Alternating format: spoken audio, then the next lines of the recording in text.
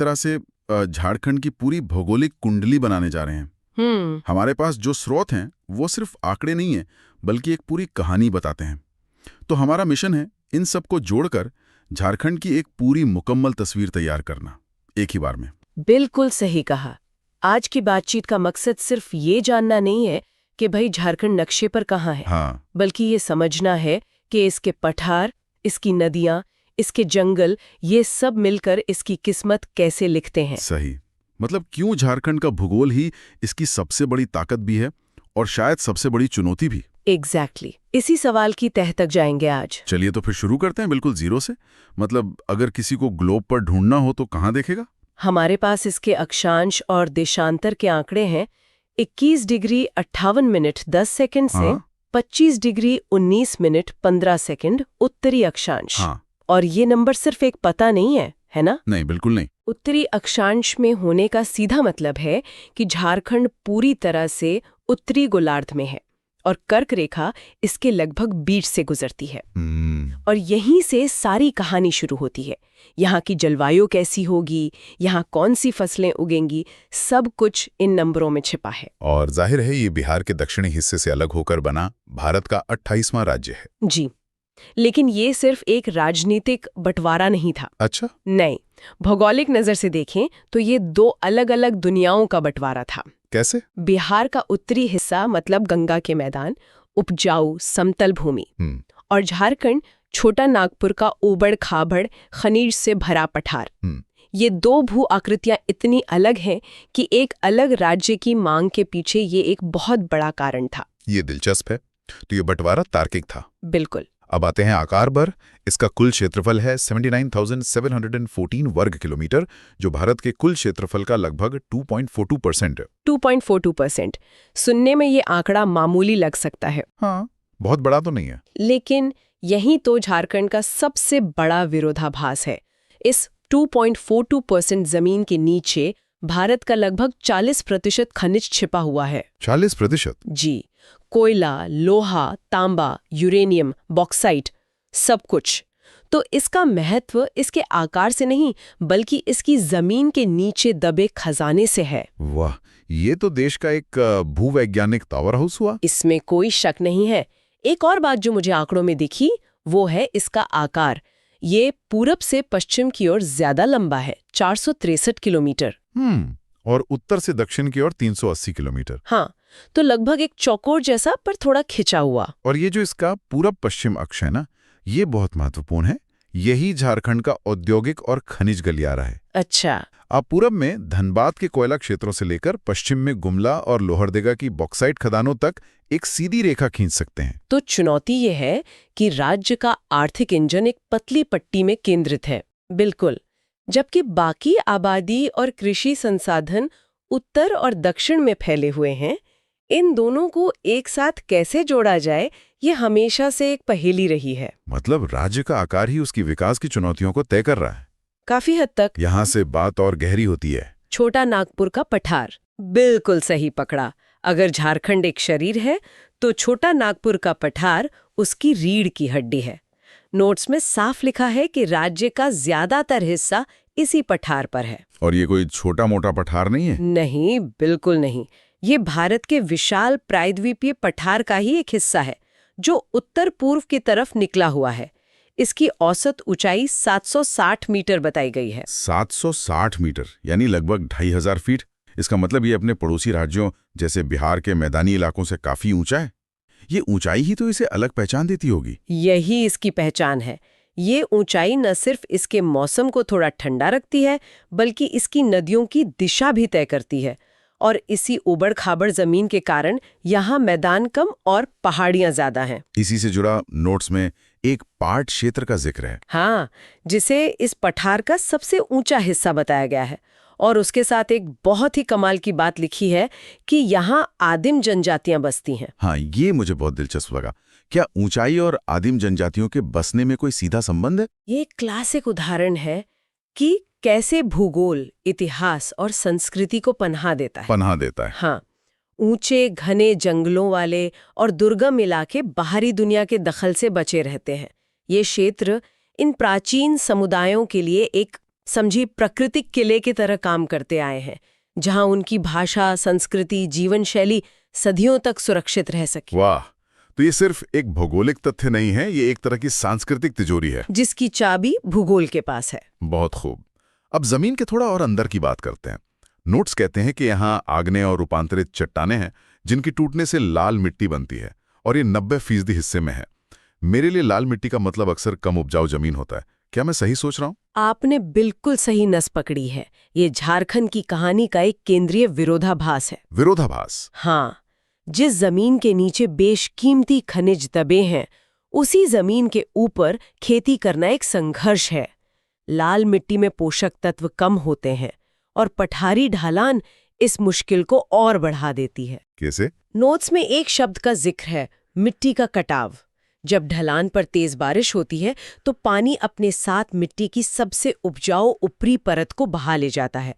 तो एक तरफ प्रकृति ने जमीन के नीचे खजाना दिया है और दूसरी तरफ ऊपर की जमीन से उसका आशीर्वाद थोड़ा छीन भी लिया है।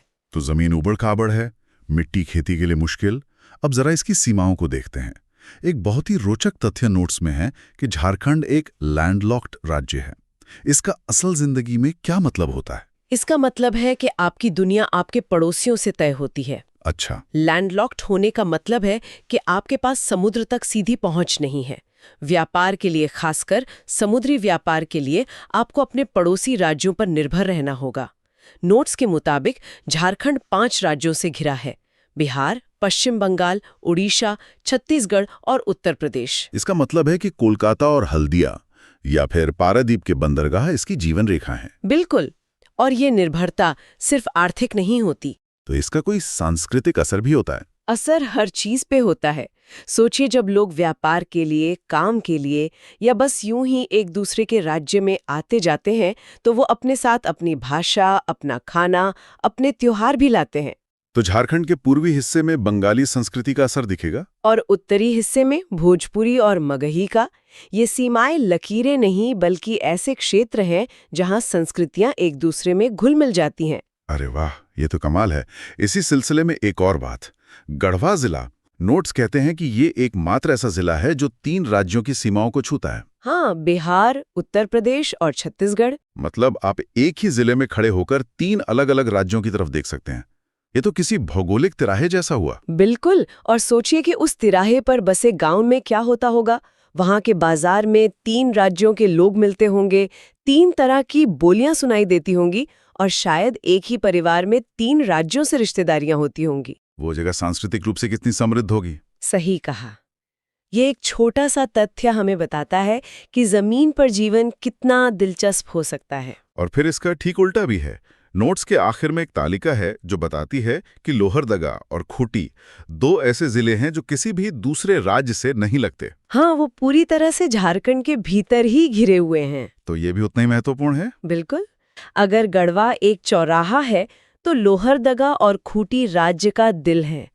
ये वो इलाके हैं जो बाहरी प्रभावों से सबसे ज्यादा दूर हैं, जहां शायद झारखंड की अपनी मूल संस्कृति और पहचान सबसे ज्यादा शुद्ध रूप में मिलती होगी। तो एक ही राज्य में दोनों तरह के इलाके मिल रहे हैं, एक जो बाहर की दुनिया से जुड़ा है और एक जो अपने आप में सिमटा हुआ है। यही तो विविधता है। ठीक है, तो अब तक हमने जमीन और सीमाओं को समझा।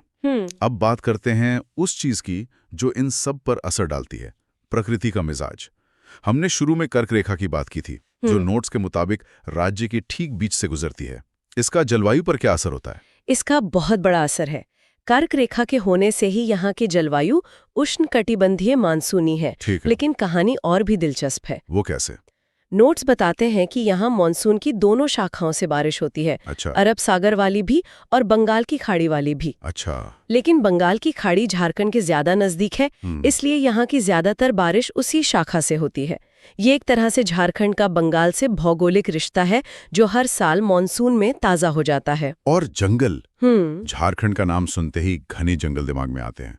नोट्स में कुछ आंकड़े भी हैं। हाँ, जैसे कि राज्य में 29 लाख हेक्टेयर से ज्यादा वन है। हाँ। आंकड़ा भी है जो बहुत कुछ कहता है।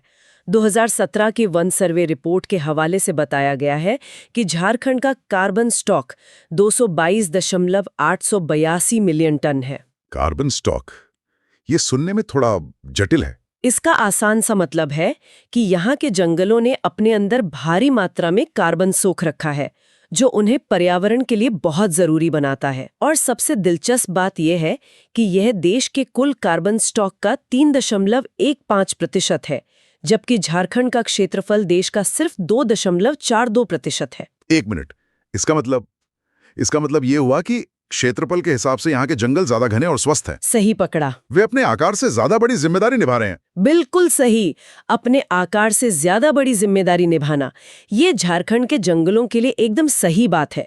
ये आंकड़ा हमें सिर्फ पेड़ों की गिनती नहीं बताता, ये उन जंगलों की गुणवत्ता और उनकी अहमियत बताता है। जंगल हैं, बारिश है तो नदियां भी होंगी, लेकिन नोट्स में एक चेतावनी जैसी बात लिखी है, यहाँ की नदियां बरसाती हैं। हाँ, जो गर्मियों में अक्सर सूख जाती हैं। और ये झारखंड की सबसे बड़ी चुनौतियों में से एक होगी। निश्चित रूप से। बरसाती नदी होने का मतलब है कि आपके पास साल भर पानी का स्रोत नहीं है। जीवन पूरी तरह से मॉनसून की मेहरबानी पर निर्भर है। 4 महीने जबरदस्त पानी और बाकी 8 महीने पानी की कमी। इसी चुनौती से निपटने के लिए जल प्रबंधन यानी डैम और जलाशय बनाना यहाँ बहुत जरूरी हो जाता होगा। बिल्कुल। इसी से जुड़ा एक जिक्र नोट्स में है, दामोदर घाटी परियोजना। इसे भारत की पहली बहुउद्देश्य परियोजना बताया गया है।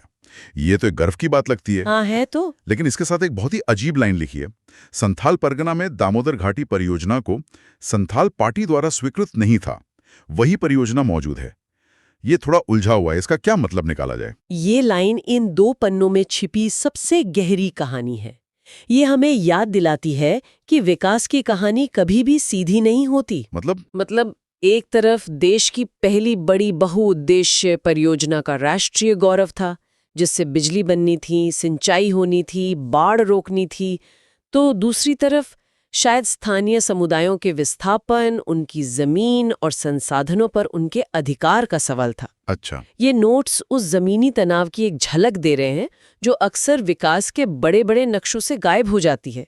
ये दिखाता है कि भूगोल सिर्फ पहाड़ और नदियां नहीं है, ये लोगों, राजनीति और अधिकारों की लड़ाई का मैदान भी है। तो इन 2 पन्नों के नोट से हमने झारखंड की एक कितनी जटिल और परतदार तस्वीर तैयार की है। हाँ, ये सिर्फ पठारों की भूमि नहीं है, ये विरोधाभासों की भूमि है। ये 5 राज्यों से घिरी है, जिससे इसकी संस्कृति बहुरंगी हो जाती है।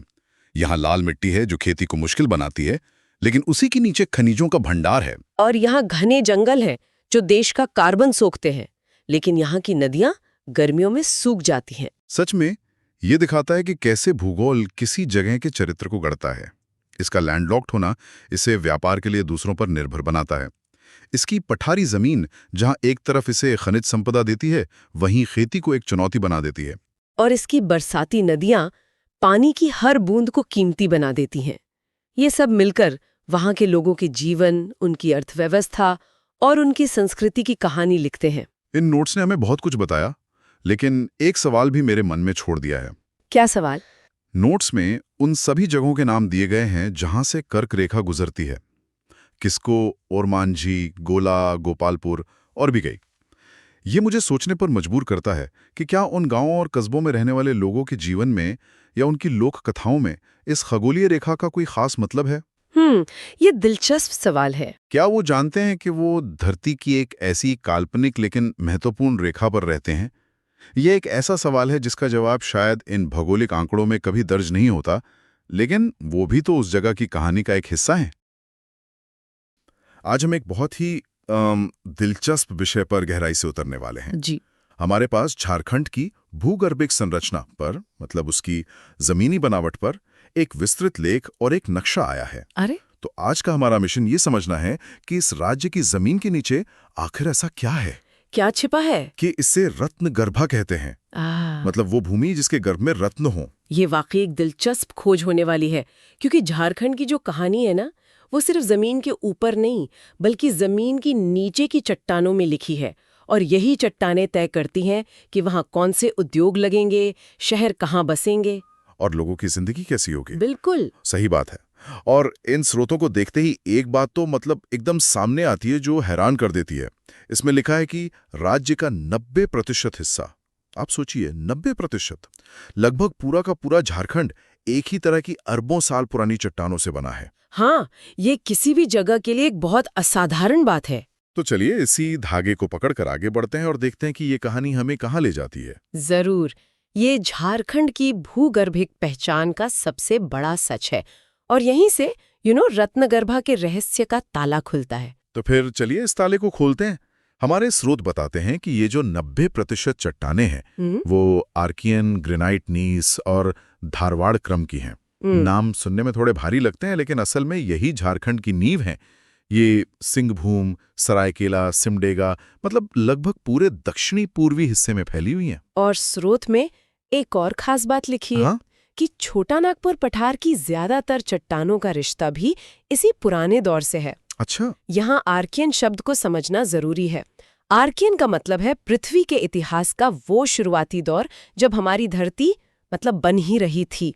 हम उन चट्टानों की बात कर रहे हैं जो शायद पृथ्वी पर बनी सबसे पहली चट्टानों में से हैं। ये सिर्फ पत्थर नहीं है, ये धरती के जन्म के गवाह हैं। एक मिनट, स्रोत में ये भी लिखा है कि ये परतदार चट्टानें हैं और इनमें खनिजों का भंडार है। अब परतदार चट्टानें सुनकर तो मुझे स्कूल की भूगोल की किताब याद आती हैं, लेकिन आप कह रही हैं कि इन्हीं परतों के बीच में लोहा, तांबा और सोना छिपा है। ये होता कैसे है? मतलब क्या ये खजाना चट्टानों के साथ ही बना या बाद में आकर जमा हुआ? बहुत अच्छा सवाल है।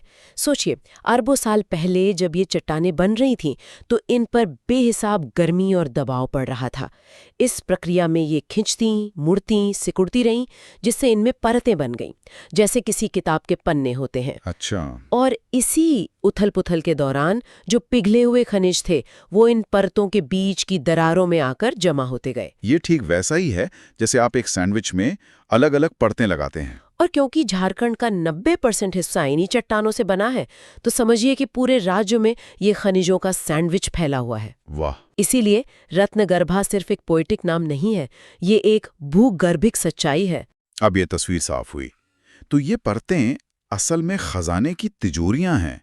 इसी से जुड़ा एक और बिंदु है स्रोत में, जो धारवाड़ चट्टानों के बारे में है। इसमें लौह अयस्क की श्रृंखला, मतलब आयरन ओर सीरीज का जिक्र है, जो कोल्हान की पहाड़ियों में मिलती है। ये कोई आम लोहे की पट्टी तो नहीं होगी? क्या खास है इसमें? ये आम बिल्कुल नहीं है, बिल्कुल भी नहीं। ये भारत की सबसे अमीर और सबसे बड़ी लौह अयस्क की श्रृंखलाओं में से एक है। ये सिर्फ एक खदान नहीं, बल्कि उच्च गुणवत्ता वाले लोहे का एक पूरा गलियारा है और ये कई 100 किलोमीटर तक फैला है। ये वो खजाना है जिसने भारत के औद्योगिक इतिहास को आकार दिया है। तो क्या हम ये कह सकते हैं कि जमशेदपुर में जो आज स्टील बन रहा है, या भारत की जो औद्योगिक ताकत है, उसकी कहानी अरबों साल पहले इन चट्टानों के बनने के साथ ही शुरू हो गई थी? बिल्कुल। आप सीधे तौर पर एक रेखा खींच सकते हैं। इन आर्कियन चट्टानों से लेकर जमशेदपुर के टाटा स्टील प्लांट तक, उस प्लांट की नींव सचमुच इन्हीं चट्टानों पर और इन्हीं चट्टानों से मिले लोहे पर टिकी है। ये झारखंड का पहला और सबसे पुराना खजाना है। ये तो हुई 90% हिस्से की कहानी। कमाल है। लेकिन अब मेरी दिलचस्पी उस बाकी बचे 10% में है। क्या वो बस खाली जगह भर रहा है या उसकी भी अपनी कोई खास पहचान है? नहीं, उसकी भी अपनी एक अलग और बहुत महत्वपूर्ण कहानी है। अगर आर्कियन चट्टानें राज्य की तिजोरी हैं, तो ये बाकी 10% हिस्सा उस तिजोरी के ऊपर रखे दूसरे छोटे छोटे बक्से हैं। अच्छा। और उनमें अलग अलग तरह के तोहफे बंद हैं। तो चलिए इन बक्सों को खोलते हैं। स्रोत के मुताबिक अगला नंबर आता है विंध्यन क्रम की चट्टानों का। ये गढ़वा जिले के एक कोने में मिलती हैं और बलुआ पत्थर और चूना पत्थर से बनी है। ये तो घर बनाने के सामान जैसे लगता है। और ये हैं भी वही, लेकिन इन्हें कम मत समझिए। जहां आर्कियन चट्टानों ने हमें धातु दिए, वहीं इन विंध्यन चट्टानों ने हमें उद्योग दिए। चूना पत्थर सीमेंट इंडस्ट्री की जान है और बलुआ पत्थर का इस्तेमाल तो आप दिल्ली के लाल किले से लेकर अनगिनत इमारतों में देख सकते हैं। तो ये वो खजाना है जो देश के निर्माण में काम आता है। ठीक है, तो एक खजाना धातुओं का, दूसरा निर्माण का। यहां से कहानी एक और दिलचस्प मोड़ लेती है। अब आती है गोंडवाना क्रम की चट्टानें। स्रोत कहता है कि ये नदी घाटियों में मिट्टी और गाद के जमने से बनी, लेकिन इनके साथ एक जादुई चीज जुड़ी है, कोयले की मोटी परतें। हाँ, और जैसे ही गोंडवाना का नाम आता है ना, भूवैज्ञानिकों के कान खड़े हो जाते हैं, क्योंकि गोंडवाना का मतलब है कोयला। ये दोनों भारत में एक दूसरे के पर्याय हैं। इन्हें समझना ऐसा है जैसे आप लाखों साल पुरानी एक किताब के पन्ने पलट रहे हो और हर कुछ पन्नों के बाद आपको दबे हुए घने जंगलों की एक मोटी परत मिलती है, जो आज कोयला बन चुकी है। बिल्कुल। और हमारे स्रोत में ठीक उन जगहों का जिक्र है जो कोयले के लिए मशहूर हैं। गिरिडीह, रामगढ़, राजमहल की पहाड़ियां और सबसे बढ़कर दामोदर घाटी। दामोदर घाटी का तो नाम ही कोयले के साथ लिया जाता है। सही बात है। दामोदर घाटी को भारत का एनर्जी कैपिटल या ऊर्जा की राजधानी कहा जा सकता है। ये वो जगह है जहां से देश के पावर प्लांट चलते हैं, फैक्ट्रियां चलती हैं। तो अगर आर्कियन चट्टानों का लोहा देश का ढांचा है, तो गोंडवाना चट्टानों का कोयला उस ढांचे को चलाने वाला ईंधन है। यह है झारखंड का दूसरा बड़ा खजाना, ऊर्जा का खजाना। कमाल है। मतलब हर भूगर्भिक काल ने झारखंड को एक अलग तरह की दौलत दी है। चलिए अब समय में और आगे बढ़ते हैं। अगला जिक्र है राजमहल ट्रैप और दक्कन लावा की चट्टानों का। इनके बारे में लिखा है कि ये लावा के बहने से बनी हैं। जी, करोड़ों साल पहले धरती में पड़ी दरारों से गर्म लावा किसी नदी की तरह बाहर निकला और हजारों वर्ग किलोमीटर में फैल गया। जब ये लावा परत दर परत ठंडा होकर जमा, तो इसने एक सीढ़ी जैसी आकृति बना ली। अंग्रेजी का जो शब्द है ट्रैप, उसका मतलब ही सीढ़ी होता है। अच्छा, इसलिए इन्हें राजमहल ट्रैप कहते हैं। जी, इसीलिए। स्रोत बताता है कि इनकी औसत ऊंचाई 900 मीटर तक है और ये संथाल परगना, साहिबगंज और पाकुड़ तक फैली हैं। इन सीढ़ी नुमा चट्टानों में क्या खास बात है? इनमें भी कोई खजाना है क्या? सीधे तौर पर तो नहीं, लेकिन अप्रत्यक्ष रूप से है। जब लाखों सालों तक इन लावा की चट्टानों पर बारिश और मौसम की मार पड़ती है, तो ये टूटकर एक खास तरह की मिट्टी और पत्थर में बदल जाती हैं, जिसे लैटेराइट और बॉक्साइट कहते हैं। बॉक्साइट? हाँ, और बॉक्साइट वही अयस्क है जिससे एल्यूमिनियम बनता है। हवाई जहाज से लेकर आपके घर में इस्तेमाल होने वाले फॉयल तक सब इसी से बनता है। तो देखिए, ज्वालामुखी के लावे ने भी झारखंड को एक तोहफा दे ही दिया। और अब हम कहानी के बिल्कुल आखिरी पड़ाव पर हैं। स्रोत में नवीनतम जलोढ़ निक्षेप का जिक्र है। ये क्या चीज है? ये झारखंड की सबसे नई और सबसे ताजा जमीनी बनावट है। जलोढ़ यानी जल द्वारा लाई गई ये वो उपजाऊ मिट्टी है जिसे नदियां पहाड़ों से बहाकर अपने किनारों पर जमा कर देती हैं। ये खनिज नहीं, बल्कि जीवन देने वाली मिट्टी है। स्रोत के अनुसार ये पूर्वी राजमहल, सोन नदी घाटी और स्वर्ण रेखा नदी की निचली घाटियों में मिलती है। बिल्कुल। और यहीं पर हमें झारखंड का एक बिल्कुल अलग चेहरा देखने को मिलता है। एक तरफ कठोर खनिज से भरा पठार है, तो दूसरी तरफ इन नदियों के किनारे नर्म उपजाऊ मैदान है। ये है झारखंड का तीसरा खजाना, कृषि का खजाना। यहीं पर खेती होती है, यहीं अन्न उगता है। तो जहां पठार उद्योगों को जन्म देता है, वहीं ये मैदान आबादी का पेट भरते हैं। अद्भुत। तो हमने एक एक करके झारखंड के तीनों खजानों की कहानी समझी। प्राचीन चट्टानों में छिपे खनिज, दबे हुए जंगलों से मिली ऊर्जा और नदियों द्वारा बिछाई गई उपजाऊ मिट्टी। अब हमारे पास जो नक्शा है झारखंड की भू आकृतिक संरचना का, मुझे लगता है वो इस पूरी कहानी को एक तस्वीर में समेट देगा। हाँ, नक्शा इन सभी अलग अलग कहानियों को एक साथ जोड़ देगा। इस नक्शे को देखना बड़ा मजेदार है। इसमें अलग अलग पैटर्न हैं, जैसे छोटे छोटे बिंदुओं वाला पैटर्न। ये तो लगभग पूरे नक्शे पर छाया हुआ है। ये वही 90% आर्कियन चट्टाने हैं। हाँ, बिल्कुल। फिर उत्तर पश्चिम के कोने में गढ़वा के पास एक्स का एक छोटा सा पैच है जो विंध्यन चट्टानों को दिखाता है। और देखिए, बीच में दामोदर नदी के रास्ते के साथ साथ एक चौकोर ग्रिड वाली पट्टी दौड़ रही है। हाँ, वो साफ तौर पर गोंडवाना कोयले का इलाका है। वही है। अगर आप ध्यान से देखें तो ये नक्शा सिर्फ भूविज्ञान नहीं दिखा रहा है, ये असल में झारखंड की पूरी अर्थव्यवस्था का खाका है। जहां जहां आपको वो बिंदुओं वाला आर्कियन पैटर्न दिखता है, वहां आपको लौह अयस्क, तांबा, यूरेनियम की खदानें मिलेंगी।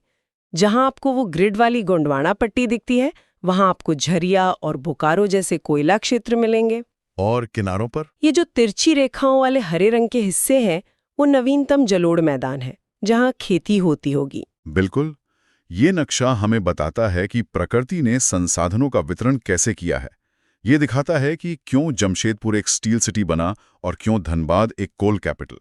ये शहर इंसानों ने बनाए होंगे, लेकिन इनकी किस्मत अरबों साल पहले ही जमीन के नीचे की चट्टानों ने लिख दी थी। तो आज की इस पूरी बातचीत का सार यही निकलता है, झारखंड की जमीन के नीचे वाकई एक खजाना छिपा है।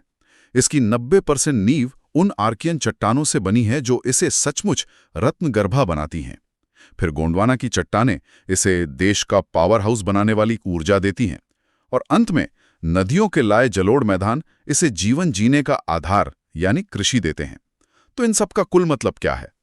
इसका कुल मतलब ये है कि झारखंड की भूगर्भिक संरचना सिर्फ एक भौगोलिक तथ्य नहीं है, ये उस राज्य की आत्मा है, उसकी पहचान, उसकी अर्थव्यवस्था और उसके समाज की बुनियाद है।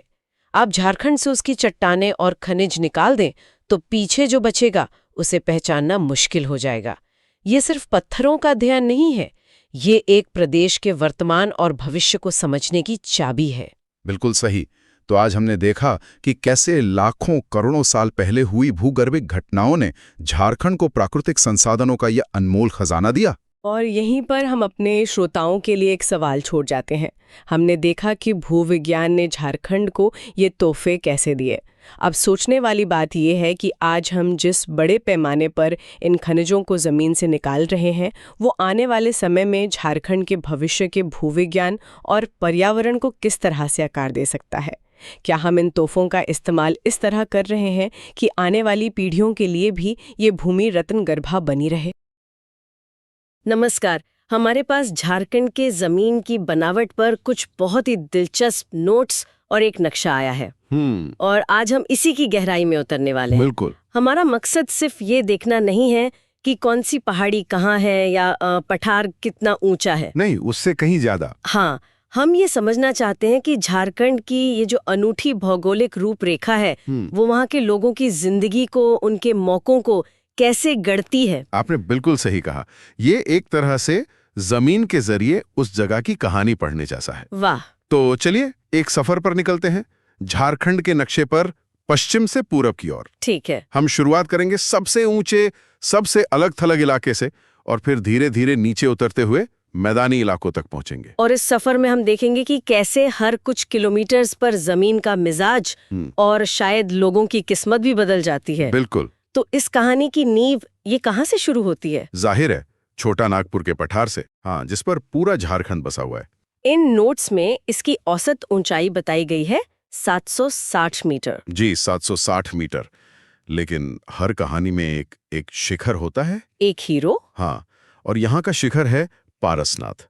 इन दस्तावेजों में इसकी ऊंचाई पर खासा जोर दिया गया है। कितनी है? 1365 मीटर। 1365 मीटर? जी, मतलब लगभग 4500 फीट। ये न सिर्फ इस पठार की बल्कि पूरे झारखंड राज्य की सबसे ऊंची चोटी है। ये तो मतलब ऐसा लगता होगा जैसे हिमालय की तलहटी में आ गए हो। हाँ, कुछ वैसा ही। ये एक लैंडमार्क है जो दूर से ही दिखता है। ठीक है, तो ये हमारे सफर का सबसे ऊंचा मुकाम है। इस पर हम बाद में फिर से आएंगे। जरूर। अभी पश्चिम से शुरू करते हैं। तो पहला पड़ाव है पाट क्षेत्र। ये पाट शब्द ये थोड़ा अनोखा है। इसका क्या मतलब होता है? पाट का मतलब बहुत सीधा है, समतल जमीन। समतल जमीन। हाँ, और यही बात इस इलाके को इतना खास बनाती है। सोचिए, आप एक ऊंचे पठार पर हैं और ऊपर पहुंचकर आपको एक सपाट टेबल जैसी जमीन मिलती है। अच्छा। अगर पारसनाथ को छोड़ दें तो ये झारखंड का सबसे ऊंचा हिस्सा है। इसकी औसत ऊंचाई ही 900 मीटर है। 900 मीटर यानी करीब 3000 फीट। बिल्कुल। 3000 फीट की ऊंचाई पर एक समतल पठार, कमाल है। नक्शे में इसकी आकृति भी त्रिभुज जैसी दिख रही है। हाँ, त्रिभुजाकार, जिसका चौड़ा हिस्सा उत्तर में और नुकीला सिरा दक्षिण की ओर है। लेकिन इस ऊंचाई का मतलब क्या है? क्या वहाँ का जीवन भी अलग होता है? बिल्कुल। ज्यादा ऊंचाई का मतलब है अलग मौसम, अलग वनस्पतियां। पर जो जमीन के नीचे है वो और भी महत्वपूर्ण है। और वो क्या है? बॉक्साइट। ये पूरा इलाका बॉक्साइट के भंडारों से भरा पड़ा है। अच्छा, जिससे एल्यूमिनियम बनता है। वही। आपके दिए गए मटेरियल में नेतरहाट पाट 1180 मीटर और जमेरा पाट 1142 मीटर का जिक्र है। ये वो जगह हैं जहां भारत का कुछ बेहतरीन बॉक्साइट मिलता है। तो ये ऊंची जमीन सीधे तौर पर राज्य की अर्थव्यवस्था से जुड़ी है। मतलब खदानें, उद्योग। हाँ, और सिर्फ खनिज ही नहीं।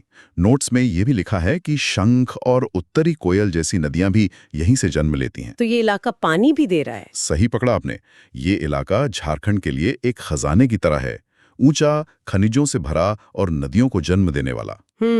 लेकिन जैसे ही हम इस छत से थोड़ा पूरब की तरफ उतरते हैं तो जमीन का नजारा पूरी तरह बदल जाता है।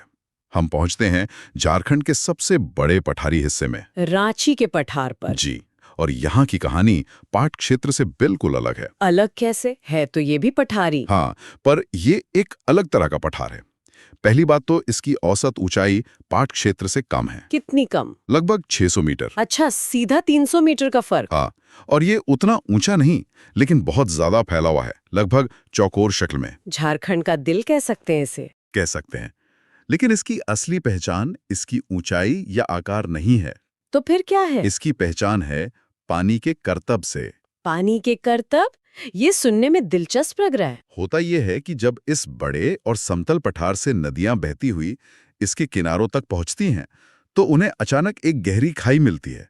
जमीन एकदम से नीचे गिर जाती है। और नतीजा? शानदार झरने, वाटरफॉल्स। अरे, तो झारखंड के जो मशहूर झरने हैं, हुंडरू, दशम, जोन्हा, वो सब यही हैं? बिल्कुल। मैं हमेशा उन्हें सिर्फ एक टूरिस्ट स्पॉट की तरह देखती थी, लेकिन अब समझ आ रहा है कि ये कोई इत्तेफाक नहीं है। नहीं, ये रांची पठार के भूगोल का सीधा नतीजा है। ये सिर्फ खूबसूरत नज़ारे नहीं हैं। ये तो पर्यटन की रीढ़ है। बिल्कुल। सोचिए, इस पठार की एक भूविज्ञानिक घटना ने हजारों लोगों के लिए रोजगार पैदा कर दिया है, गाइड से लेकर होटल वालों तक। कमाल है। ये कनेक्शन समझना ही तो इस चर्चा का मकसद है। नोट्स में लिखा है कि ये 2 हिस्सों में बटा है, ऊपरी और निचला। एक ही पठार के 2 हिस्से क्यों? इसके पीछे लाखों साल पुरानी एक जबरदस्त कहानी है। एक ऐसी कहानी जिसमें एक नदी हीरो है। नदी? हाँ, दस्तावेज बताते हैं कि बहुत समय पहले रांची और हजारीबाग के पठार एक ही थे, एक विशाल भूभाग। सच में? तो फिर इन्हें अलग किसने किया? दामोदर नदी ने। अच्छा। आप कल्पना कीजिए कि एक बहुत बड़ा केक है और दामोदर नदी एक चाकू की तरह लाखों साल तक धीरे धीरे उसे बीच से काटती रही। क्या बात है, एक नदी ने पूरे पठार को चीर दिया। जी हाँ, आज जो हमें रांची और हजारीबाग के पठार दिखते हैं, वो उसी एक केक के 2 हिस्से हैं। तो इन 2 हिस्सों में क्या फर्क है, ऊपरी और निचला हजारीबाग पठार? जो हिस्सा रांची पठार के पास है, उसे ऊपरी हजारीबाग पठार कहते हैं। उसकी ऊंचाई भी रांची पठार जैसी ही है, मतलब करीब 600 मीटर। हाँ, लेकिन दामोदर घाटी के पार जो उत्तरी हिस्सा है, वो है निचला हजारीबाग पठार, और ये पूरे राज्य का सबसे कम ऊंचाई वाला पठारी इलाका है। सबसे कम ऊंचाई वाला कितना? औसत ऊंचाई सिर्फ 450 मीटर। यहाँ एक विरोधाभास जैसा लग रहा है। 1 मिनट, इन नोट्स में एक बहुत ही हैरान करने वाली बात लिखी है। क्या? इसमें लिखा है कि झारखंड की सबसे ऊंची चोटी पारसनाथ की पहाड़ी इसी निचले हजारीबाग पठार का हिस्सा है। ये कैसे हो सकता है? हाँ, ये सुनने में अजीब लगता है। राज्य का सबसे ऊंचा बिंदु राज्य के सबसे निचले पठार पर। यही तो भूगोल का जादू है। आप सोचिए, निचला हजारीबाग पठार एक समतल मैदान जैसा है, और उसी समतल मैदान के बीच से पारसनाथ की पहाड़ी एक टावर की तरह अचानक ऊपर उठती है। अच्छा, ये गिरिडीह पठार का हिस्सा है, जो इसी निचले पठार में आता है। तो आप एक नीची जमीन पर खड़े होकर राज्य के सबसे ऊंचे शिखर को देखते हैं। ये नजारा ही अपने आप में अद्भुत होगा। वाकई। ये तो बहुत ही दिलचस्प है। ठीक है, हमारा सफर अब पूरब की ओर बढ़ रहा है। अगला और आखिरी पड़ाव है राजमहल की पहाड़ियां और मैदानी क्षेत्र। जी। अब इनकी बनावट बाकी पठारों से कैसे अलग है? इनकी बनावट की कहानी वो पूरी तरह से अलग है। ये इलाका ज्वालामुखी के लावे से बना है। लावा से? हाँ, करोड़ों साल पहले यहाँ दरारों से लावा निकलकर फैलता गया और ठंडा होकर जम गया। इसलिए यहाँ की चट्टानें और मिट्टी बाकी झारखंड से बिल्कुल अलग है। तो यहाँ खेती बाड़ी अच्छी होती होगी? हाँ, कुछ हद तक। इस इलाके की औसत ऊंचाई बहुत ज्यादा नहीं है, 350 से 300 मीटर के बीच। और इसका फैलाव? देवघर, दुमका, गोड्डा, साहिबगंज, उस तरफ के जिलों में। लेकिन यहाँ जो सबसे खास बात है वो है इन पहाड़ियों के स्थानीय नाम। बिल्कुल, नोट्स में इसका जिक्र है। हाँ, जो नुकीली पहाड़ियां हैं उन्हें लोग टोंगरी कहते हैं। टोंगरी। और जो गोल गुंबद जैसी पहाड़ियां हैं उन्हें डोंगरी कहा जाता है। ये नाम दिखाते हैं कि लोगों का अपनी जमीन से कितना गहरा रिश्ता है। उन्होंने सिर्फ उसे देखा नहीं, बल्कि उसे अपनी भाषा में पहचाना और नाम दिया। टोंगरी और डोंगरी, ये नाम उस जगह की पूरी तस्वीर आंखों के सामने ले आते हैं। तो क्या पठारों और पहाड़ियों के अलावा यहाँ कुछ मैदानी इलाके भी हैं? हाँ बिल्कुल, पठारों के बीच बीच में नदी घाटियों ने कुछ समतल मैदान भी बनाए हैं। जैसे दक्षिण में चाईबासा का मैदान है, वो चारों तरफ से कोल्हान की पहाड़ियों से घिरा है। एक कटोरी जैसा। अच्छा। और फिर अजय नदी के पास का इलाका है जिसे देवघरिया मैदान भी कहते हैं। और ये मैदानी इलाके खेती और आबादी के लिए बहुत जरूरी होंगे। बहुत जरूरी, क्योंकि पठारी जमीन पे खेती करना मुश्किल होता है। तो इस पूरे सफर के बाद तस्वीर बिल्कुल साफ हो जाती है। झारखंड की जमीन कोई एक सपाट कैनवस नहीं है। नहीं, बिल्कुल नहीं। ये तो एक 3D पेंटिंग है। पश्चिम में 3000 फीट ऊंची छत, फिर रांची पठार का झरनों वाला विशाल आंगन, दामोदर नदी की बनाई गहरी खाई, और पूरब में लावे से बनी टोंगी डोंगरी वाली जमीन। हर इलाके का अपना चरित्र है, अपनी कहानी है। आपने एकदम सही सारांश दिया। और इस पूरी कहानी को समझने के बाद एक बड़ा सवाल उठता है। कौन सा? इन नोट्स में कई जगहों पर तारा लगाकर लिखा है कि ये तथ्य परीक्षाओं में पूछे गए हैं, लेकिन क्या भूगोल सिर्फ परीक्षाओं के लिए है? नहीं। हमने देखा कि पाट क्षेत्र की जमीन बॉक्साइट देती है तो वहाँ खनन उद्योग है, रांची पठार की ढलानें झरने बनाती हैं तो वहाँ पर्यटन है, चाईबासा के मैदान समतल है तो वहाँ खेती है। आपका मतलब है कि हर भौगोलिक बनावट अपने साथ एक आर्थिक अवसर लेकर आती है? बिल्कुल। तो जो सवाल हमारे श्रोताओं के लिए सोचने वाला है वो ये है, किसी जगह का भूगोल क्या सिर्फ उसकी आर्थिक कहानी लिखता है या उसकी सामाजिक और सांस्कृतिक कहानी भी? मतलब क्या ऊंचे अलग थलग पहाड़ों पर रहने वाले लोगों का स्वभाव मैदानी इलाकों में बसे किसानों से अलग होता होगा? अच्छा। जमीन की बनावट हमारे जीने के तरीके, हमारे त्योहारों, हमारी कहानियों को कितना प्रभावित करती है, ये एक ऐसा सवाल है जिसका जवाब किसी किताब में नहीं बल्कि उस जमीन पर जाकर ही मिल सकता है। आज हमारे सामने झारखंड के नक्शे और कुछ आंकड़े हैं, और इनके जरिए हम यहाँ की जीवन रेखाओं यानी यहाँ के नदी तंत्र की एक गहरी पड़ताल करने जा रहे हैं। जी। जब हम किसी जगह की नदियों के बारे में सोचते हैं तो अक्सर बस कुछ नाम और उनकी लंबाई ही जहन में आती है। सही बात है, लेकिन आज हमारा इरादा सिर्फ एक लिस्ट बनाने का नहीं है। हम इन नक्शों में छिपी कहानी को समझना चाहते हैं। ये नदियां महज पानी की धाराएं नहीं हैं, ये इस पठारी जमीन के चरित्र को बताती हैं। ये कहाँ से पैदा होती हैं, किधर का रुख करती हैं और क्यों। हर नदी का अपना एक अलग सफर है। बिल्कुल, और यही हमारा मिशन है, यह समझना कि झारखंड का ये पूरा अपवाह तंत्र यानी ड्रेनेज सिस्टम आखिर काम कैसे करता है। कौन सी ताकतें हैं जो कुछ नदियों को उत्तर की ओर गंगा की तरफ भेजती हैं और दूसरों को पूर्व या दक्षिण में सीधे समंदर की ओर धकेलती हैं। और ये कहानी शुरू होती है जमीन के नीचे से, यहाँ की चट्टानों से। यहीं पर इस पूरे सिस्टम का राज छिपा है। तो चलिए इसी राज से पर्दा उठाते हैं। सबसे पहले ये अपवाह प्रणाली या ड्रेनेज सिस्टम का जो जिक्र हमारे स्रोतों में है, झारखंड के लिहाज से इसका क्या मतलब है? बहुत अच्छा सवाल है। ये किसी मैदानी इलाके से अलग कैसे है? देखिए, झारखंड का ज्यादातर हिस्सा एक पठार है और इसकी बुनियाद में आकियन काल की पुरानी कठोर चट्टानें हैं।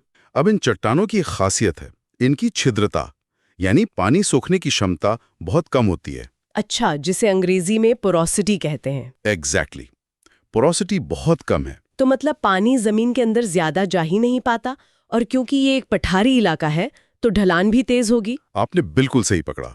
पानी जमीन में रिसने के बजाय ढलान के सहारे तेजी से बह निकलता है। हाँ, यही वजह है कि यहाँ भूमिगत जल से ज्यादा सतही जल मिलता है। हाँ, हमारे पास झारखंड सरकार के जल संसाधन विभाग का एक 2011-12 का आंकड़ा है जो बताता है कि राज्य में उपलब्ध कुल पानी का लगभग 84% हिस्सा सतही जल है। 84%? जी, और केवल 16% ही भूमिगत जल है। और यही वो पॉइंट है। ये इतना बड़ा अंतर है और इसी वजह से पूरा राज्य पानी के लिए बारिश पर बहुत ज्यादा निर्भर हो जाता है। तो इसका मतलब एक सोन नदी को अगर छोड़ दें तो झारखंड की लगभग सभी नदियां बरसाती हैं। एकदम, मतलब जब मानसून आता है तो ये उफान पर होती हैं, लेकिन गर्मियां आते आते या तो ये पतली धाराओं में बदल जाती हैं या कई जगहों पर सूख भी जाती होंगी। हाँ बिल्कुल, ये यहाँ के जीवन और खेती के लिए एक बहुत बड़ी चुनौती भी है। तो ये तो हुई जमीन की बनावट की बात। अब आते हैं उस सवाल पर कि पानी बहकर जाता कहाँ है। हमारे स्रोत एक बहुत ही साफ बंटवारे की बात करते हैं। हाँ, जो इन नदियों की दिशा पर आधारित है। जी, और ये बंटवारा ही इस पूरे नदी तंत्र को समझने की चाबी है। सोचिए कि छोटा नागपुर का पठार एक विशाल छत की तरह है। एक छत? हाँ, और जब इस छत पर पानी गिरता है तो वो ढलान के हिसाब से दो मुख्य दिशाओं में बह निकलता है। दो मुख्य दिशाएं, एक तरह से पानी के लिए एक चौराहा। बिल्कुल। पहला रास्ता उत्तर की ओर जाता है। ये नदियां पठार से निकलकर उत्तर की तरफ बहती हैं और आखिरकार गंगा या उसकी किसी सहायक नदी में जाकर मिल जाती हैं। इन्हें हम उत्तरवर्ती नदियां कहते हैं, राइट? सही। और दूसरा रास्ता है पूरब या दक्षिण की ओर। ये नदियां पठार के दक्षिणी हिस्से से निकलती हैं और अपना अलग रास्ता बनाकर या तो सीधे बंगाल की खाड़ी में गिरती हैं या फिर किसी दूसरी बड़ी नदी में मिल जाती हैं। जी।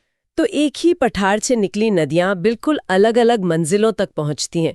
ये तो सच में दिलचस्प है ना? चलिए पहले उस रास्ते पर चलते हैं जो उत्तर की ओर गंगा की तरफ जाता है। इस सफर की मुख्य नदियां कौन सी हैं? इस उत्तरी सफर में सबसे बड़ा नाम है सोन नदी का। हालांकि एक मजेदार बात यह है कि सोन नदी का जन्म झारखंड में नहीं होता। अच्छा। ये मध्य प्रदेश में मैकाल पर्वत की अमरकंटक पहाड़ियों से निकलती है। तो ये एक मेहमान नदी है जो झारखंड से होकर गुजरती है? हाँ, इसे ऐसा कह सकते हैं। ये पलामू और गढ़वा जिलों से होकर बहती है और फिर आगे जाकर सीधे गंगा में मिल जाती है। इसकी कुल लंबाई करीब 784 किलोमीटर है। काफी लंबी नदी है। जी, और इस इलाके की एक बहुत महत्वपूर्ण नदी है। और हमारे स्रोतों में सोन की एक प्रमुख सहायक नदी उत्तरी कोयल का भी जिक्र है। ये तो यहीं की नदी है? जी, उत्तरी कोयल पूरी तरह से झारखंड की नदी है। ये रांची पठार के बीचों बीच से निकलती है और लगभग 260 किलोमीटर का सफर तय करके पलामू और गढ़वा से होते हुए अंत में सोन नदी में ही मिल जाती है। तो एक तरह से झारखंड का पानी सोन के जरिए गंगा तक पहुंचाती है। बिल्कुल। इसकी भी अपनी सहायक नदियां हैं, जैसे औरंगा और अमानत। इस उत्तरी समूह में पुनपुन नदी का भी नाम है। स्रोतों में इसके 2 उपनाम दिए गए हैं, कीकट और बामगधी। इन नामों के पीछे कोई खास वजह? देखिए, ये प्राचीन नाम हैं जो अक्सर स्थानीय लोक कथाओं या क्या कहते हैं पुराने ग्रंथों से आते हैं। कीकट का जिक्र पौराणिक ग्रंथों में उस क्षेत्र के लिए आता है जहां से ये नदी बहती है। अच्छा। ये नाम हमें नदी के सांस्कृतिक और ऐतिहासिक महत्व की एक झलक देते हैं। पुनपुन भी पलामू से निकलकर अंत में गंगा में ही मिलती है। लेकिन इस समूह में एक नदी है जिसका धार्मिक महत्व काफी ज्यादा बताया गया है, फल्गु नदी। हाँ, फल्गु। इसे अंतः सलिला भी कहा जाता है। इसका क्या मतलब है? अंतः सलिला का मतलब है जो अंदर ही अंदर बहे। फल्गु नदी अपनी यात्रा के दौरान कई जगहों पर रेत के नीचे से बहती है। अरे वाह! ऊपर से सूखी दिखती है लेकिन नीचे पानी का प्रवाह बना रहता है। यही बात इसे रहस्यमयी और पवित्र बनाती है। और इसी वजह से इसका धार्मिक महत्व इतना ज्यादा है। हाँ, पितृपक्ष के समय पूरे देश से लोग अपने पूर्वजों का पिंडदान और तर्पण करने के लिए खास तौर पर गया में इसी नदी के किनारे आते हैं। यह इसकी सबसे बड़ी पहचान है। और एक और बात, यह नदी छोटा नागपुर पठार के उत्तरी भाग से ही निकलती है। ये सोन की तरह बाहरी नदी नहीं है। एक और नदी है सकरी, जिसका जिक्र है। इसका उपनाम सुमागधी है। लेकिन सबसे हैरान करने वाली बात यह है कि रामायण में इसे मार्ग बदलने के लिए सेतु भूगोल कहा गया है। ये बहुत ही रोचक तथ्य है। कोसी नदी की तरह सकरी भी अपना रास्ता बदलने के लिए जानी जाती रही होगी। अच्छा। सेतु भूगोल का जिक्र शायद इसी प्रवृत्ति की ओर इशारा करता है। ये भी छोटा नागपुर पठार से निकलकर गंगा के ताल क्षेत्र में विलीन हो जाती हैं। तो कुल मिलाके ये वो नदियां हैं जो पठार की उत्तरी ढलान का अनुसरण करती हैं। जी, और विशाल गंगा तंत्र का हिस्सा बन जाती हैं। ठीक है, तो ये पठार के छत का एक हिस्सा हुआ जहां से पानी बहकर गंगा के मैदान में पहुंच गया। लेकिन उस छत की दूसरी तरफ की कहानी क्या है? जो पानी पूरब और दक्षिण की ओर बहा, उसका क्या हुआ? अब हम आते हैं झारखंड की सबसे बड़ी और सबसे महत्वपूर्ण नदियों की तरफ। इस समूह में दामोदर, स्वर्णरेखा, बराकर और मयूराक्षी जैसे बड़े नाम शामिल हैं। और इनमें भी सबसे प्रमुख दामोदर ही होगी। बिल्कुल, दामोदर नदी। इसे तो बंगाल का शोक भी कहा जाता था, लेकिन हमारे स्रोतों में इसका एक और नाम है, देवनद, यानी देवताओं की नदी। ये दोनों नाम तो एक दूसरे के बिल्कुल उलट हैं। और यही दामोदर की पूरी कहानी है। ये छोटा नागपुर पठार में लातेहार के टोरी क्षेत्र से निकलती है। झारखंड में ये 290 किलोमीटर बहती है और कुल लंबाई 592 किलोमीटर। हाँ, पहले इसमें इतनी विनाशकारी बाढ़ आती थी कि ये पश्चिम बंगाल में तबाही मचा देती थी। इसीलिए इसे बंगाल का शोक कहते थे। तो फिर देवनद क्यों? क्योंकि बाढ़ के बावजूद ये अपने साथ उपजाऊ मिट्टी लाती थी और इस पूरे क्षेत्र के लिए जीवन का स्रोत भी थी। लेकिन विडंबना देखिए, आज की तारीख में हमारे स्रोत इसे राज्य की सबसे प्रदूषित नदी बताते हैं। सबसे प्रदूषित? हाँ, कोयला खदानों और उद्योगों के कचरे ने इस देवनद को बहुत मैला कर दिया है। ये औद्योगिकरण की कीमत की एक जीती जागती मिसाल है। एक ही नदी के इतने रूप, जीवनदायिनी, विनाशकारी और अप्रदूषित। अब बात करते हैं उस नदी की जिसका नाम ही बहुत आकर्षक है, स्वर्ण रेखा। क्या इसकी रेत में सच में सोना मिलता है? हाँ, ये सिर्फ कोई कहानी नहीं है, ये एक भूवैज्ञानिक सच्चाई है। स्वर्ण रेखा की रेत में सोने के बहुत ही सूक्ष्म कण पाए जाते हैं। अच्छा। हालांकि ये कण इतने कम और इतने छोटे होते हैं कि उन्हें व्यापारिक स्तर पर निकालना कभी फायदेमंद नहीं रहा। परिणाम इसी हकीकत से आया है। और इस नदी की एक और बहुत बड़ी खासियत है। स्रोत बताते हैं कि यह झारखंड की एकमात्र ऐसी नदी है जो स्वतंत्र रूप से बंगाल की खाड़ी में गिरती है। जी। इसका क्या मतलब है? इसका मतलब यह है कि ये अपनी यात्रा के अंत में किसी दूसरी नदी जैसे गंगा या हुगली में नहीं मिलती। अच्छा, ये किसी की ट्रिब्यूटरी नहीं बनती? मिलती है 470 किलोमीटर का अपना स्वतंत्र रास्ता तय करती है और सीधे जाकर समंदर में मिल जाती है। ये इसकी अपनी एक अलग पहचान है। और मशहूर हुंड्रू जलप्रपात भी इसी नदी पर है। जी, जो इसकी ताकत को दिखाता है। वाकई एक स्वतंत्र नदी। इस समूह में एक और नदी है मयूराक्षी, जिसे मोर नदी भी कहते हैं। इसकी क्या खासियत है? मयूराक्षी देवघर की त्रिकुट पहाड़ी से निकलती है, लेकिन जो बात इसे बाकी सभी नदियों से बिल्कुल अलग करती है वो ये है कि ये झारखंड की एकमात्र नौगम्य नदी है। एकमात्र नौगम्य नदी मतलब नेविगेबल? हाँ। यानी सिर्फ इसी नदी में नाव चल सकती है। ऐसा क्यों? पठारी इलाके की ज्यादातर नदियां नौगम्य क्यों नहीं हैं? क्योंकि पठारी नदियों का बहाव बहुत अनियमित होता है। बारिश में उफान और गर्मियों में पानी बहुत कम, साथ ही उनका तल चट्टानी और ऊबड़ खाबड़ होता है। मयूराक्षी अपने निचले हिस्सों में थोड़ी शांत और गहरी हो जाती है, जिससे इस पर नाव चलाना संभव हो पाता है, खासकर बारिश के मौसम में। अच्छा, तो ये परिवहन के लिए महत्वपूर्ण हो जाती है? जी, स्थानीय व्यापार और परिवहन के लिए। तो हर नदी की अपनी एक यूएसपी है, कोई स्वतंत्र है, कोई नौगम्य है। इस तंत्र में बराकर और दक्षिणी कोयल जैसी नदियों की क्या भूमिका है? बराकर नदी हजारीबाग की पद्मा से निकलती है और ये दामोदर की सबसे प्रमुख सहायक नदियों में से एक है। ये दामोदर के जल तंत्र को और विशाल बनाती है।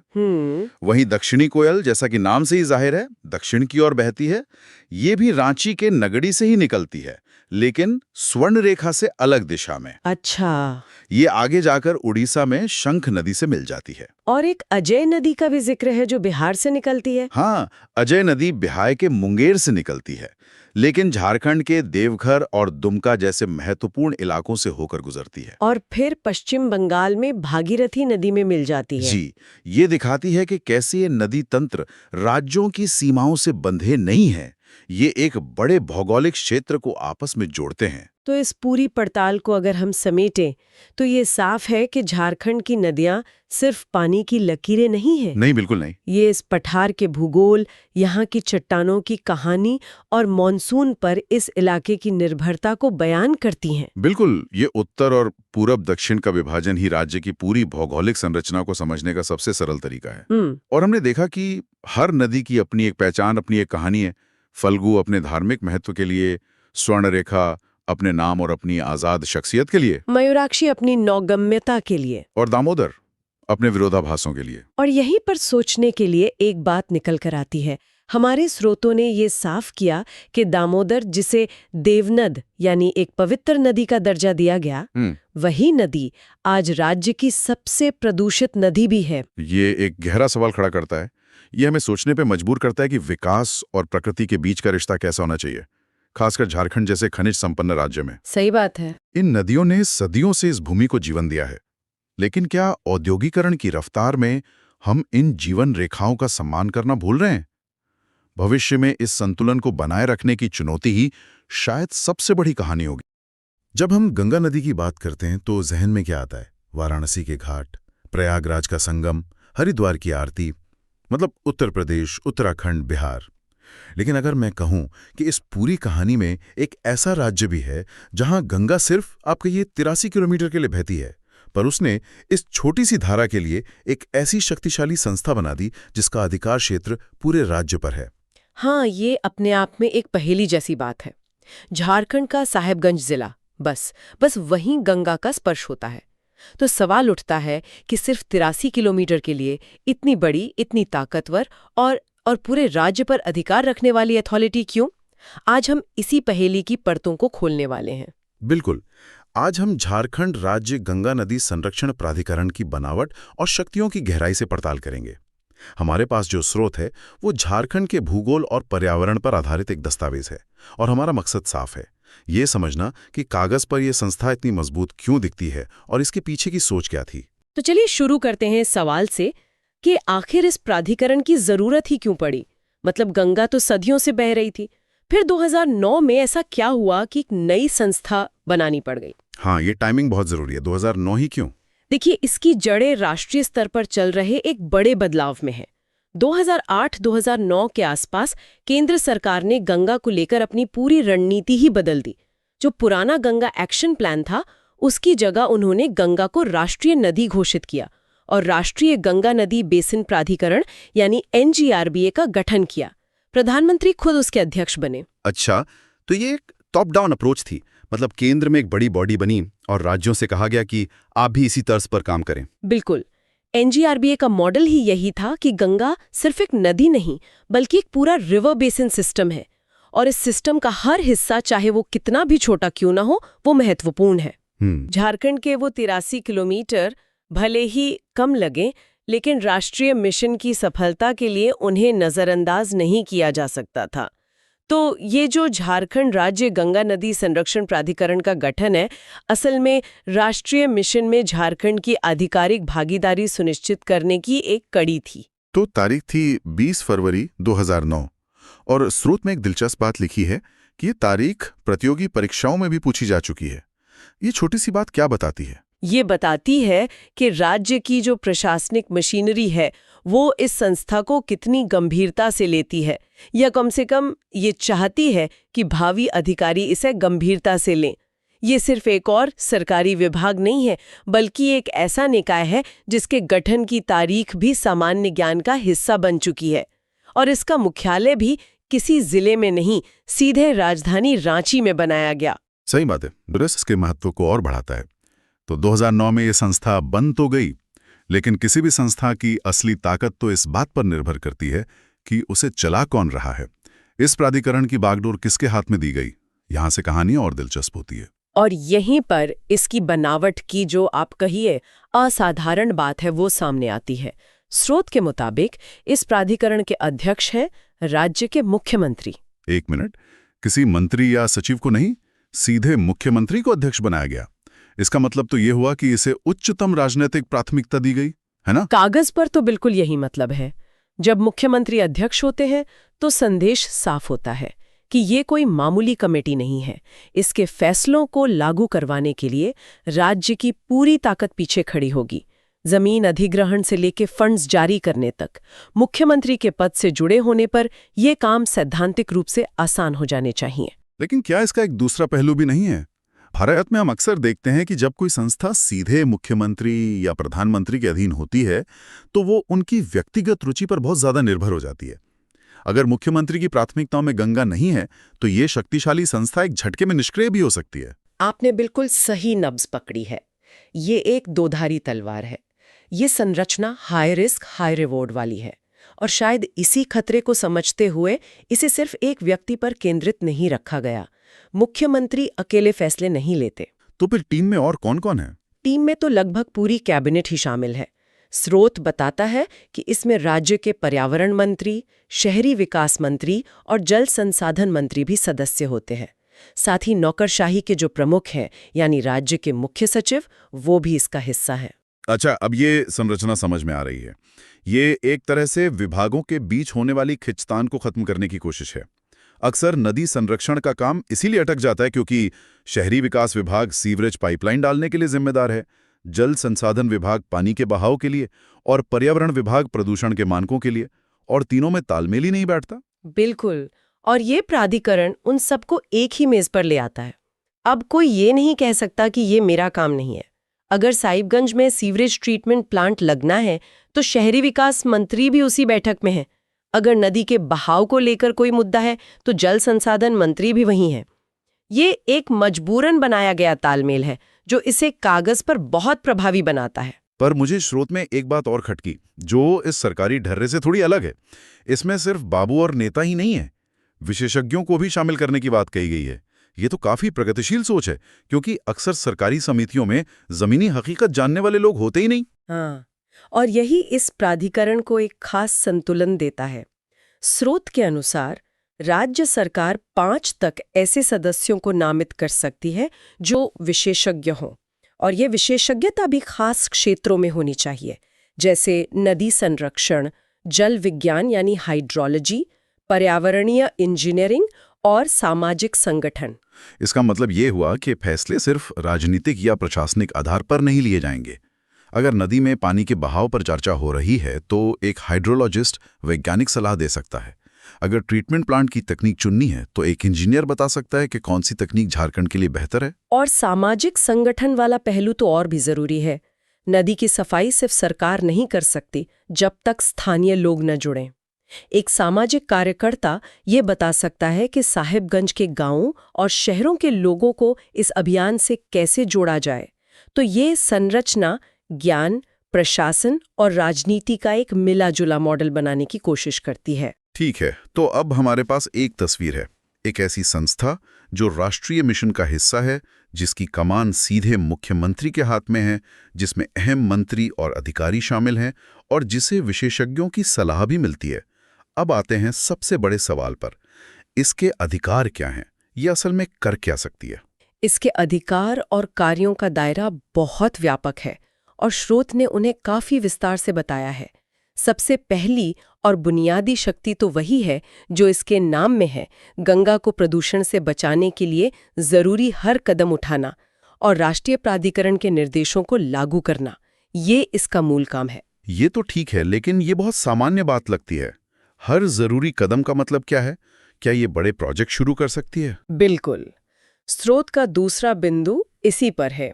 ये प्राधिकरण सीवरेज इंफ्रास्ट्रक्चर, जल ग्रहण क्षेत्र यानी कि कैचमेंट एरिया के उपचार और बाढ़ वाले मैदानों मतलब फ्लड प्लेन्स की सुरक्षा जैसे बड़े प्रोजेक्ट्स को मंजूरी दे सकता है और उन पर काम करवा भी सकता है।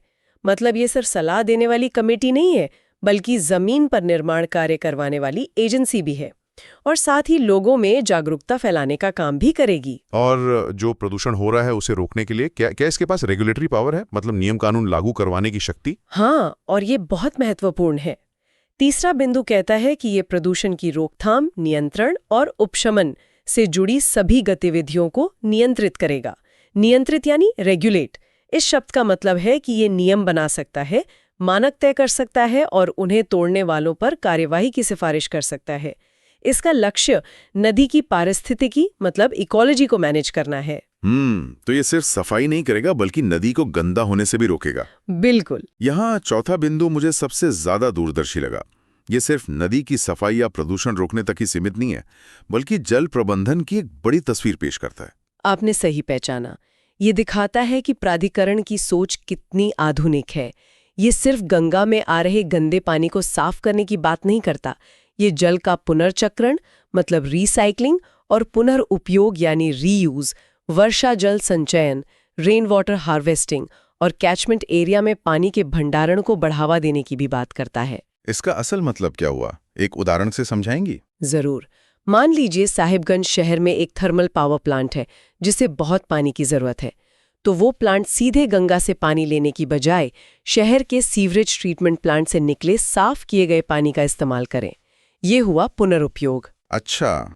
या फिर पूरे इलाके में तालाब और चेक डैम बनाए जाएं ताकि बारिश का पानी बहकर बर्बाद ना हो बल्कि जमीन के अंदर जाए। ये हुआ वर्षा जल संचयन। और इन सब का अंतिम लक्ष्य क्या है? स्रोत में एक तकनीकी शब्द का इस्तेमाल हुआ है, न्यूनतम पारिस्थितिकीय बहाव सुनिश्चित करना। बिल्कुल, मिनिमम इकोलॉजिकल फ्लो। ये इस पूरी कवायद का दिल है। इसका मतलब है कि नदी में हर मौसम में कम से कम इतना पानी बहता रहे जो उसके जलीय जीवन को जिंदा रखने के लिए जरूरी है। इसे आप नदी की सांस समझिए। नदी की सांस। जी, अगर पानी इससे कम हुआ तो नदी मर जाएगी, उसमें मछलियां और दूसरे जीव जंतु खत्म हो जाएंगे। अक्सर बांधों और सिंचाई के लिए इतना पानी खींच लिया जाता है कि नदियां नाले में बदल जाती हैं। ये प्राधिकरण ये सुनिश्चित करेगा कि जल संरक्षण के इन तरीकों से इतना पानी बचाया जाए कि नदी की सांस हमेशा चलती रहे। ये तो बहुत बड़ी जिम्मेदारी है। लेकिन योजनाएं बनाना एक बात है और उन्हें लागू करवाना दूसरी। अक्सर प्रोजेक्ट जमीन अधिग्रहण या बिजली कनेक्शन जैसी छोटी छोटी चीजों में सालों तक अटके रहते हैं। क्या इससे निपटने के लिए भी इस प्राधिकरण को कोई शक्ति दी गई है? और यहीं पर इस प्राधिकरण के असली दांत दिखते हैं। स्रोत के 7वें बिंदु में साफ लिखा है कि ये भूमि अधिग्रहण, अतिक्रमण हटाने और बिजली आपूर्ति से संबंधित मुद्दों का भी निपटारा करेगा। ये एक बहुत बड़ी शक्ति है। सही बात है। इसका मतलब है कि ये सिर्फ योजनाएं बनाने वाली या रिपोर्ट लिखने वाली संस्था नहीं है। अगर किसी सीवरेज ट्रीटमेंट प्लांट के लिए जमीन चाहिए और मामला फंसा हुआ है तो ये प्राधिकरण सीधे हस्तक्षेप करके उसे सुलझा सकता है। तो ये जमीनी बाधाओं को दूर करने वाली एक टास्क फोर्स की तरह भी काम कर सकता है। ये वाकई इसे काफी ताकतवर बनाता है। हाँ। लेकिन अब हम वापस अपनी उसी शुरुआती पहेली पर आते हैं। गंगा तो सिर्फ साहिबगंज में है, तो क्या ये सारे अधिकार भूमि अधिग्रहण से लेकर जल संरक्षण तक सिर्फ साहिबगंज जिले तक ही सीमित हैं? यही इस पूरी कहानी का सबसे चौंकाने वाला और महत्वपूर्ण हिस्सा है। स्रोत की आखिरी लाइन बिल्कुल साफ शब्दों में कहती है, प्राधिकरण का अधिकार क्षेत्र संपूर्ण झारखंड राज्य होगा। पूरे झारखंड राज्य में?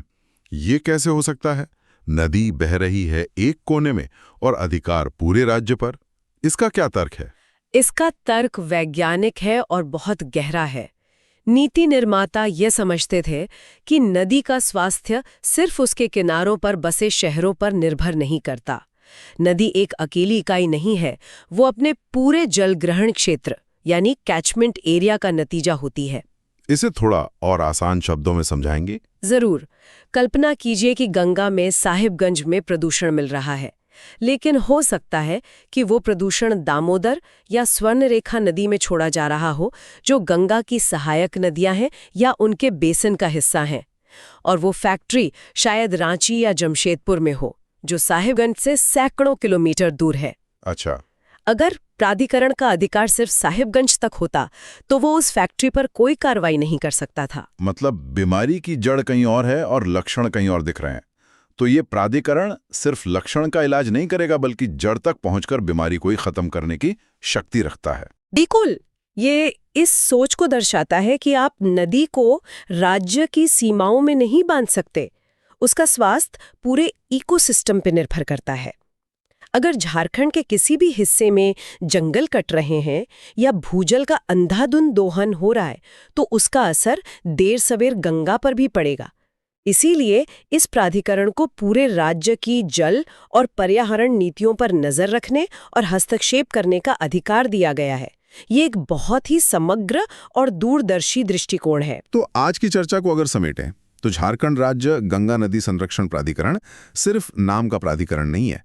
ये 2009 में एक राष्ट्रीय मिशन के तहत बनी एक उच्च स्तरीय संस्था है जिसका नेतृत्व मुख्यमंत्री करते हैं। इसमें राजनीति, प्रशासन और विशेषज्ञता का एक अनूठा संगम है। और इसके अधिकार सिर्फ नदी की सफाई तक ही सीमित नहीं, बल्कि बड़े इंफ्रास्ट्रक्चर प्रोजेक्ट्स बनाने, प्रदूषण पर लगाम लगाने और जल संरक्षण की आधुनिक पद्धतियों को पूरे राज्य में बढ़ावा देने तक फैले हुए हैं। और जमीनी बाधाओं को हटाने की इसकी शक्ति इसे और भी मजबूत बनाती है। बिल्कुल। और सबसे बड़ी बात, सिर्फ 83 किलोमीटर की नदी के लिए इसका अधिकार क्षेत्र पूरे राज्य पर लागू होता है, जो नदी संरक्षण के प्रति एक बेहद वैज्ञानिक और समग्र दृष्टिकोण को दिखाता है। ये स्रोत हमें इस संस्था के क्या और क्यों के बारे में एक बहुत स्पष्ट तस्वीर देता है। ये बताता है कि कागज पर ये कितनी शक्तिशाली और अच्छी सोच के साथ बनाई गई संस्था है। लेकिन ये हमें ये नहीं बताता कि पिछले लगभग 1.5 दशक में जमीन पर क्या हुआ। और यही विचार हम अपने श्रोताओं के लिए छोड़ना चाहेंगे। एक जिज्ञासु मन के लिए अगला कदम ये खोजना हो सकता है 2009 के बाद से साहिबगंज में गंगा के पानी की गुणवत्ता में वास्तव में कितना बदलाव आया है। क्या कागज पर मौजूद ये व्यापक अधिकार और ये शक्तिशाली संरचना जमीन पर ठोस नतीजों में बदल पाई है, या ये एक शक्तिशाली शेर है जिसके दांत तो हैं पर वो दहाड़ता नहीं। ये पड़ताल इस कहानी का अगला और शायद सबसे महत्वपूर्ण अध्याय होगी। आज हम झारखंड के भूगोल की एक ऐसी दुनिया में उतर रहे हैं जहां पानी के दो बिल्कुल अलग लेकिन उतने ही शानदार रूप देखने को मिलते हैं। हमारे पास अध्ययन सामग्री के कुछ पन्ने हैं जो राज्य की दो सबसे दिलचस्प प्राकृतिक विशेषताओं पर ध्यान देते हैं। एक तरफ तो है आसमान छूते झरने और दूसरी तरफ धरती के सीने से निकलते मतलब खौलते हुए गर्म पानी के कुंड।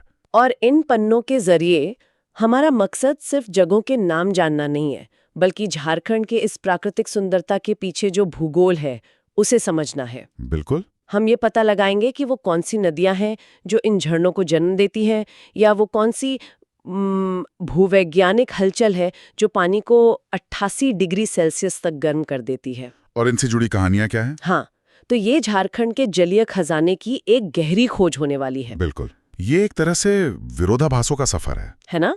हाँ, कह सकते। एक तरफ गुरुत्वाकर्षण की ताकत जो पानी को सैकड़ों फीट नीचे गिराकर चट्टानों को तराशती है, और दूसरी तरफ धरती की अपनी अंदरूनी गर्मी जो पानी को ऊपर की ओर धकेलती है। तो चलिए इस सफर की शुरुआत करते हैं पानी की उस ताकत से जो ऊपर से नीचे आती है, झरनों से। हाँ, झरनों से। ठीक है, तो चलिए इसे खोलते हैं। इन नोट्स के मुताबिक झारखंड का जो पठारी इलाका है वो इन झरनों के लिए एक क्या कहते हैं, एक आदर्श मंच तैयार करता है। सही है। जब नदियां ऊंचे नीचे रास्तों से गुजरती हैं तो वो मुलायम चट्टानों को तो काट देती हैं, लेकिन फिर कठोर चट्टानों के सामने आकर अचानक नीचे गिरती हैं।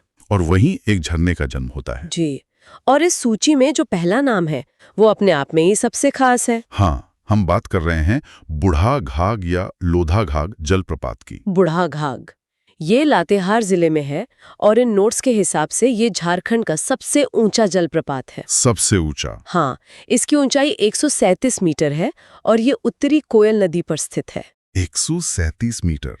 इसको समझने के लिए सोचिए, ये तो लगभग एक 40-45 मंजिला इमारत से पानी गिरने जैसा है।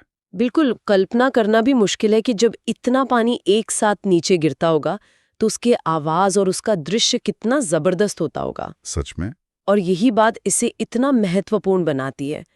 लेकिन दिलचस्प बात यह है कि ये नोट्स सिर्फ सबसे ऊंचे पर ही नहीं रुकते। अच्छा। वे हमें दूसरे सबसे ऊंचे जलप्रपात के बारे में भी बताते हैं, जो कि अक्सर एक सवाल बन जाता है। हाँ, और वो है हुंड्रू जलप्रपात। हुंड्रू जी, ये रांची में स्वर्ण रेखा नदी पर है और इसकी ऊंचाई 74 मीटर है। मतलब बुढ़ा घाघ से लगभग आधा, लेकिन फिर भी ये करीब 20-22 मंजिला इमारत जितना ऊंचा होगा। ये भी कम नहीं है। बिल्कुल कम नहीं है। सही कहा। और यहाँ एक पैटर्न उभर कर आता है। जब हम इन नोट्स को और ध्यान से देखते हैं तो रांची जिला जो है वो झरनों का एक गढ़ जैसा लगता है। हाँ बिल्कुल। हुंड्रू के अलावा यहीं पर दशम जलप्रपात है जो कांची नदी पर है, और एक और बहुत मशहूर नाम है जोन्हा। रांची को झरनों का शहर भी कहा जाता है, तो शायद यही वजह है। शायद यही वजह है। लेकिन जोना के बारे में इन नोट्स में एक बात है जिसने मेरा ध्यान खींचा।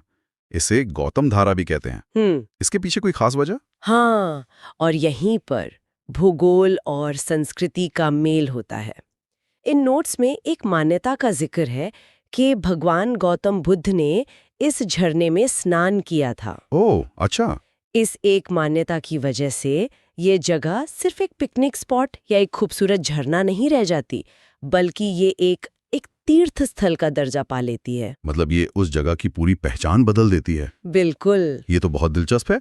मतलब लोग वहां सिर्फ प्रकृति की सुंदरता देखने नहीं बल्कि एक आध्यात्मिक अनुभव के लिए भी जाते होंगे। हाँ, ये उस झरने को एक कहानी, एक आत्मा दे देता है।